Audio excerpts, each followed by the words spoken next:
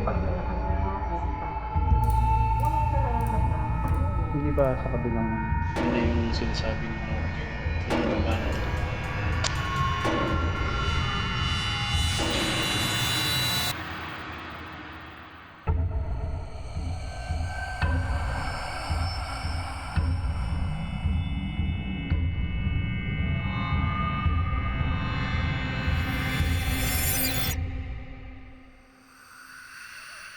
Anong mensahe? Help?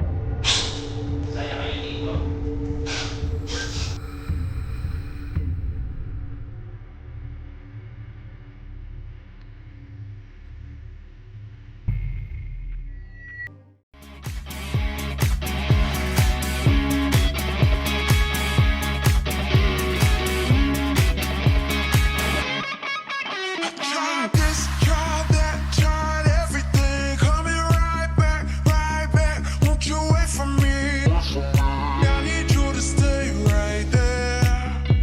I'm coming right away, my dear. I tried this, tried that, tried everything. Coming right back.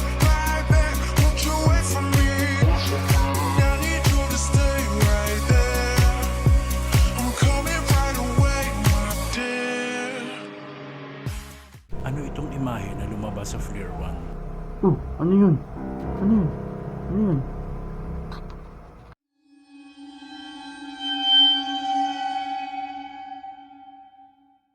Iniiwasan para mas linis na din. Kaya wala kang maasahan na may papasok na hangin. May magtatawanan, gano'n.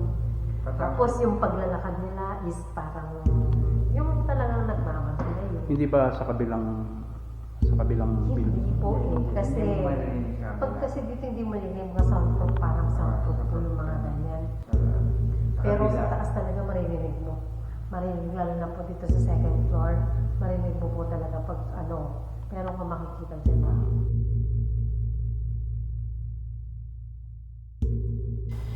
Ayun nga, nakausap natin yung dalawang caretaker dito. Yun si ate at si kuya. 7 years na daw sila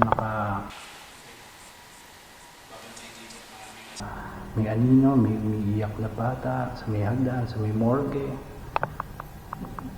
Tingnan natin kung talagang paparamdam sila sa atin. Kasi minsan daw, grabe daw ang sara ng pintuan dito eh. Pag sinara nila, bubuksan, tapos isasara ulit. Nakatakot yung gano'n, di ba? So, paano? Try natin kung mag-ikot-ikot tayo dito. Tingnan natin kung anong mararamdaman natin o kung may magpaparamdam ba sa atin. So, paano? Huwag na natin patagalin yung video. Simulan na natin pag-ikot dito. Sinimulan ko nang ikutin ang buong paligid. Medyo may kalumaan, maalikabok, marumi na rin. Dahil siguro sa matagal nang itong naabandona.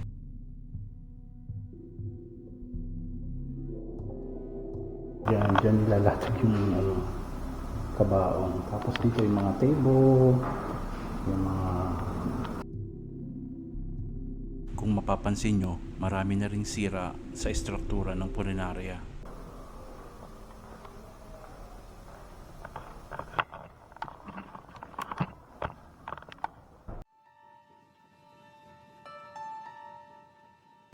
Umakyat na ako sa second floor para doon naman mag-imbestiga. Ito daw ang pinaka-nakakatakot na palapag sa buong punerarya. Pag-akyat ko sa second floor, una ko kagad pinuntahan ang silid burulan kung saan sinasabi ng dalawang caretaker na biglang sumasara ang pinto at bumubukas ng kusa kahit nakasarado naman ang mga bintana. Ganyan? Ganyan ang sara niya?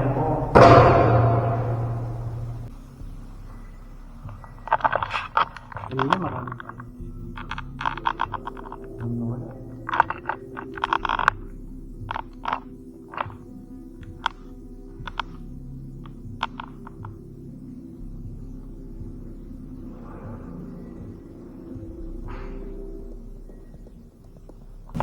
Bigla akong nagulat at napatingin sa pinto dahil may narinig akong yabag na tila kasabay ko pumasok.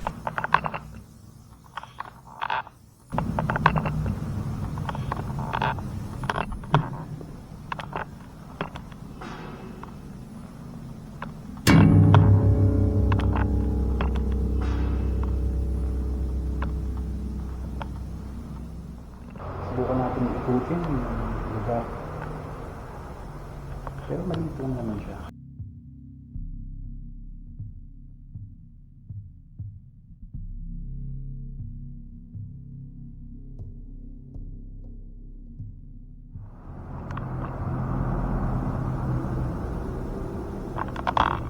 Ito, upuan.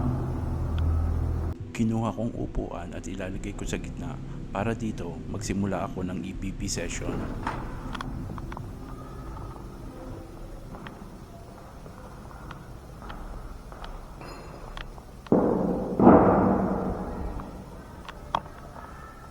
Bigla ako nagulat, may parang narinig akong gumalaw sa may paanan ko.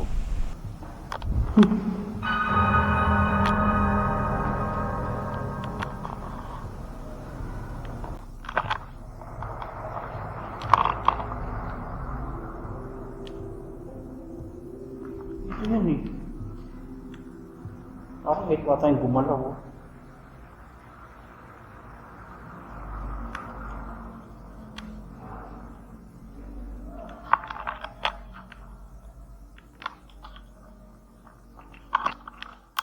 Ano uli yung mga naramdaman niyo dito?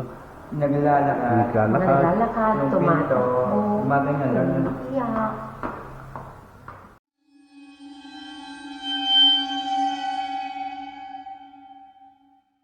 Ano itong imahe na lumabas sa Flare 1? Oh, ano yun? Ano yun? Ano yun?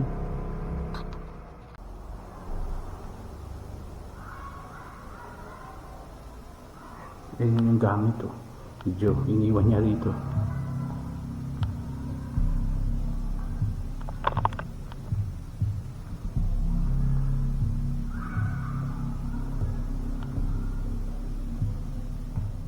Maya-maya, nakasalubong ko na si Joe's Files at binahagi ko nga ang nangyari sa isang silid burulan. Pre, turo ko sa inyo ka. Dito pala. Habang papasok kami sa silid, ito ang nangyari. Hindi. Ano? May napansin ba kayo sa video? Ano? Tila isang mabilis na imahe ang rumihistro sa ating camera papasok ng CR.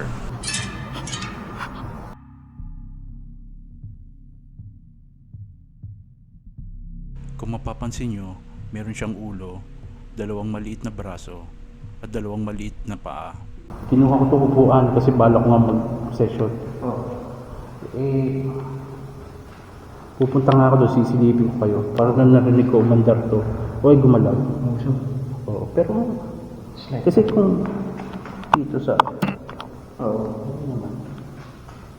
Pero alam ko yan yun. Biglang may rumihistro sa audio ng ating camera. Ito, pakinggan nyo.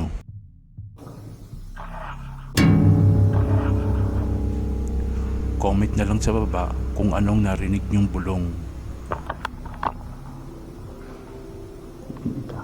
May kasama pa kami dito sa loob.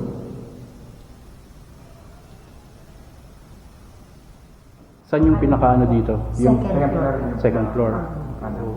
Tsaka dun sa pababa. Sa, Sa morgue. sa morgue po. Ah, may morgue din. Opo, may morgue po dito. Sa baba. Dito Iba po. yung pakiramdam mo. Itong behind this wall.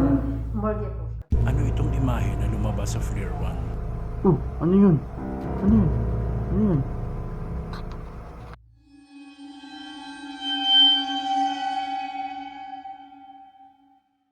Yan na yung sinasabing morgue. Itong baba na to.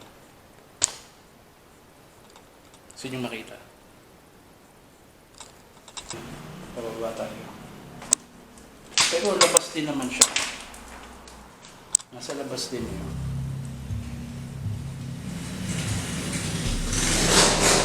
May ingay eh. Tapos dito yung balsa mo. Yan yung kwarto na to.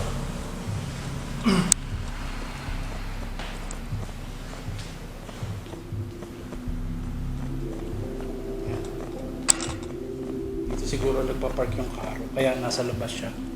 Tapos, yan yung salamin ng patay. Yung salamin sa kabaong. Sabi sa ilalim daw ng hagdan eh, doon tinago yung kabaong. Yan, salamin. Tapos Tapos siguro hinihiga ng patay ito pag dadalhin. Yan. Ang creepy ang tumi. Oh. Yan, dyan inibal sa mga patay.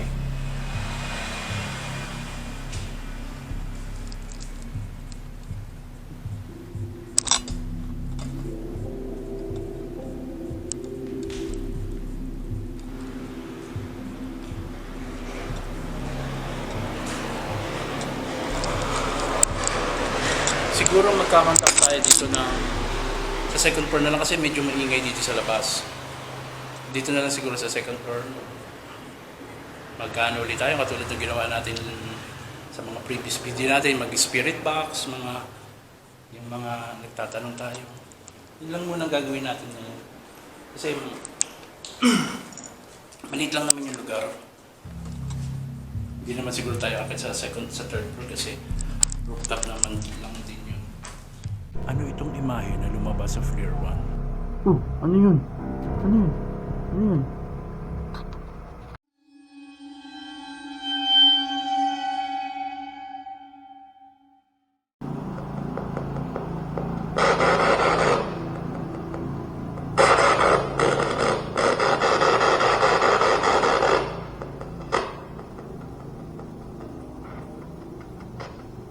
May babae ba dito?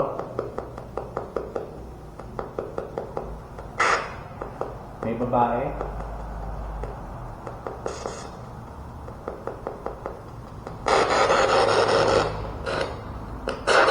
Lalaki? Lalaki?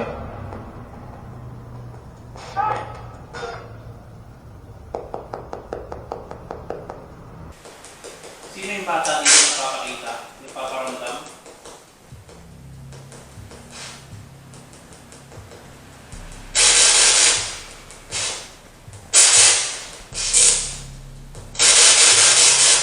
Sino yung nagsasara ng pinto?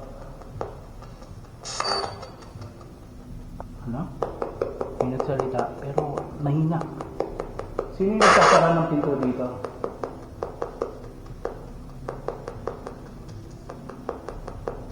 Okay lang ba na kausapin kita?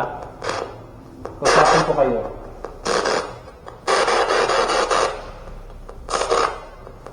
Oo, pwede. Sino nagsabi ng wag?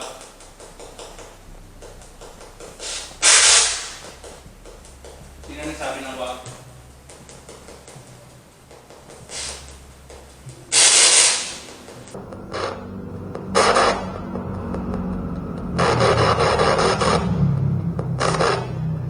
Bakit? Kakausapin lang naman kita. Hindi naman ako manggugulo. Sino yung nagsasara ng pinto rito?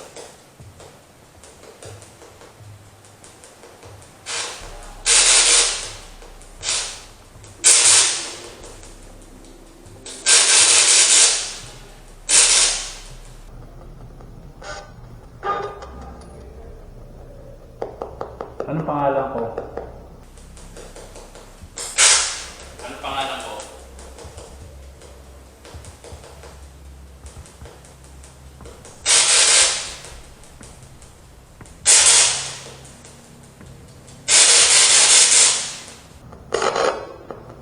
Bakit? Gusto ko lang kayo makausap. Pwede ba ako dito mag-stay? Pwede ba ako mag-stay dito? Oo. Okay lang sa inyo?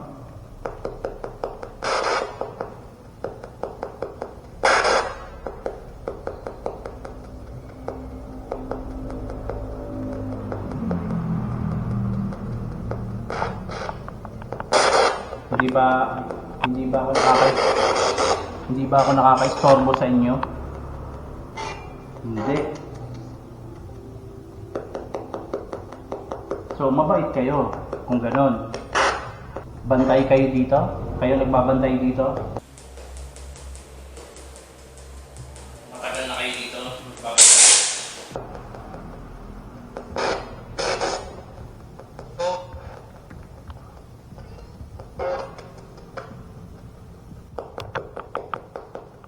Sino yung nagpapakita dito lagi?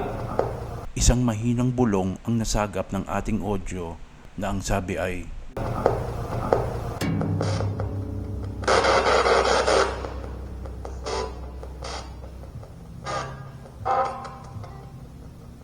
at meron pa uling isang bulong.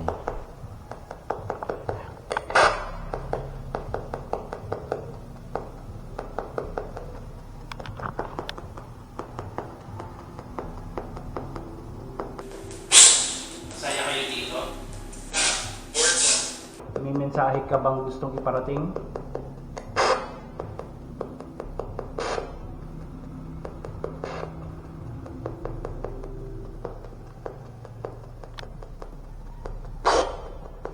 Ano? Anong mensahe? Help? Ano may tutulong sa inyo?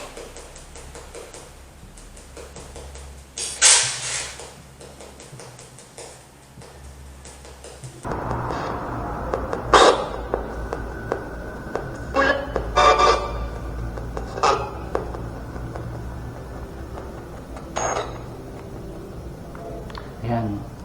Hanggang dito na lang muna tayo. Meron at least nagkaroon tayo na ikot natin siya, yung buong lugar. Nag spirit box session. Tapos try natin last na iikot ngayon tayo, nagamit natin ng thermal, yung FLIR 1. So abangan nyo. Ito na yung last na part ng gagawin natin dito sa abandoned culinary. So abangan nyo. Wait lang.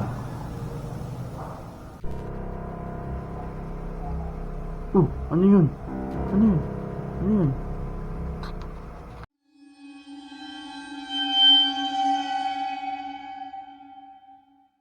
Gumamit na ako ng FLIR 1 o thermal camera sa iba't ibang silid ng Purulan. At ito nga ang lumabas.